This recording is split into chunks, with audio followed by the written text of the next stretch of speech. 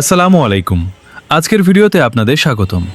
এটি ঢাকা রপ্তানি এলাকার সকালের বাস্তব চিত্র। সকাল থেকেই কালো ঘন মেঘে আকাশ ঢেকে গেছে, সেই সঙ্গে চলছে টানা বৃষ্টিপাত। বৃষ্টি উপেক্ষা করেই ভাদাইল এলাকার বাসা থেকে হাজারো গার্মেন্টস শ্রমিক নিজ নিজের কর্মস্থলের উদ্দেশ্যে রওনা দিচ্ছেন। রাস্তার দুই পাশে দেখা যাচ্ছে বিভিন্ন ধরনের ফুটপাতের দোকান। এখানে নানা রকম সুস্বাদু খাবার, নাস্তা ও দৈনন্দিন প্রয়োজনীয় জিনিসপত্র বিক্রি হচ্ছে। কর্মস্থলে যাওয়ার আগে অনেক শ্রমিক এসব দোকান থেকে প্রয়োজনীয় জিনিস কিনে নিচ্ছেন। চারদিকে ব্যস্ততা আর কর্মচাঞ্চল্যে মুখর হয়ে উঠেছে পুরো এলাকা।